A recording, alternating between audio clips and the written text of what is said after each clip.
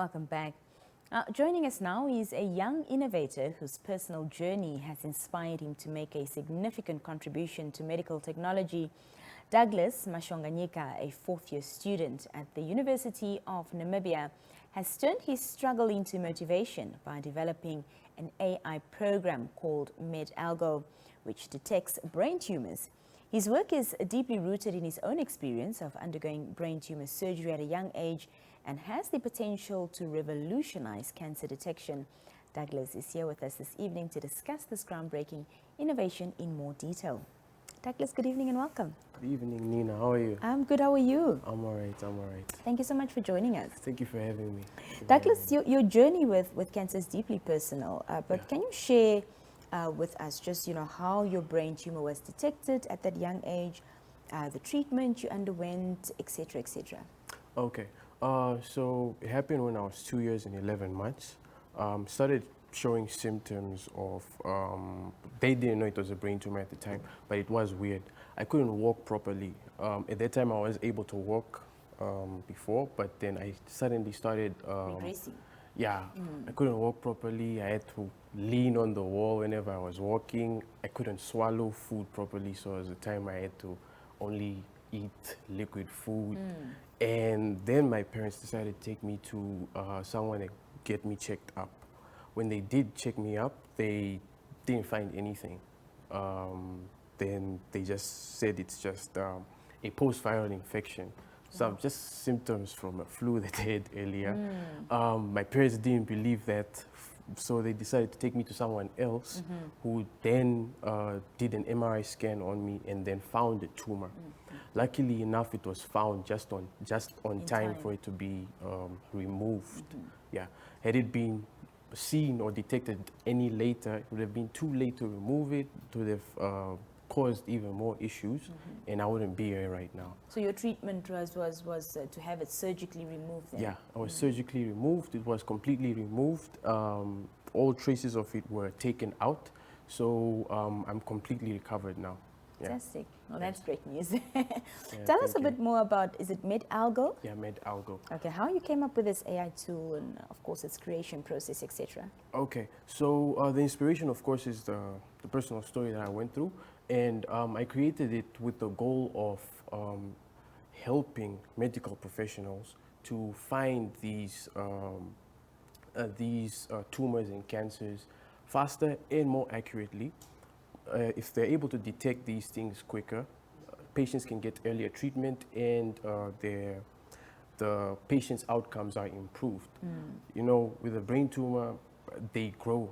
So if there's enough time, it can grow to a point where it's very difficult to treat and remove, and the patient could not survive from that. So I created that to help improve patient outcomes. It was created not as something to replace people, but to enhance them and to help them do what they already do, but faster. Yeah, early detection when it comes to cancer is key. Early detection is the goal here. How exactly does it, and please use the most layman terms as possible, how exactly does MedAlgo work? Does it solely focus on brain tumors or other cancers as well? Does it only detect? Take us through everything. Okay, so MedAlgo currently only works for brain tumors. I've used a data set of MRI images that is publicly available. What it does is three things. The first one is detect, like you said before. The second is classifying the brain tumor. So there are different types of brain tumors, almost like more than 120. But currently it's able to classify them among three broad types of tumors. Meningioma, pituitary, and glioma, and also a healthy brain. So if you upload a MRI scan, it will show you where the tumor is and tell you what type of tumor it is, if there is one. If there is no tumor, it won't show anything, and it will show you that it's healthy or no tumor. Then the third feature is called visualize. It's a way they can visualize the MRI images in 3 dimensions. The way that it's currently done is usually in 2 dimensions. Yeah, there are machines out there that do visualize the MRI scans in more than 1 dimension, more than 2 dimensions, of course. but those are expensive and they're not accessible. My application has that visualization feature where they can view it in 3D, so they can they can detect what's inside easily. 100%. Right? Yeah. It allows them to interact with it in a more progressive way than with just a 2D scan. Yeah. So you would then take the MRI scan and then put it into the application, and the application then basically does a summary of everything that you've just mentioned. Yes, yes. It uses artificial intelligence. The architecture that it uses is called convolutional neural networks. It's an AI architecture that is designed for pattern recognition. So it looks at the image and looks for things that are not normal. So any abnormalities, any anomalies, and then links it to one of these features. If it's a glioma, pituitary meningioma, then it will tell the medical professional what type of tumor it is. So yeah, it uses AI to see what's on the image. This is what we need to use AI for, things like this. Exactly. What sets MedAlgo apart from, existing diagnostic methods that are out there? The existing diagnostic methods that are out there, of course, there's manual. Of course, the better way to do things is to include technology to make things faster. Manual interpretation, according to my research, takes about 30 to 40 minutes to do. This application can actually do it in less than a minute if the internet connection is actually good enough for that. Yeah. Another thing is that it's accessible. It's very easy to use. You just go onto your PC, go to the website. It's not live yet. There's some challenges that I'm facing currently right now. But if it is live, you just go to the website and you can just start using it just like that. You don't have to set anything up. These usual systems they need IT people to set them up. Yes. But if you're a medical professional, you don't know how to do all those things. All you do is focus on the medical part. So all you need to do, just go onto the website, you can just start. So it's easy to use and accessible. How do you see, this application benefiting both medical professionals and patients, in the future? As I said before, it helps them with earlier detection.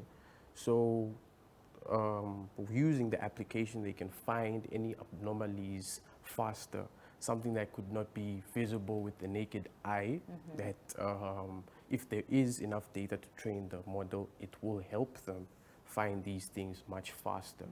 This will help both the medical professional and the patient in the case that this tumor is something that can be removed earlier.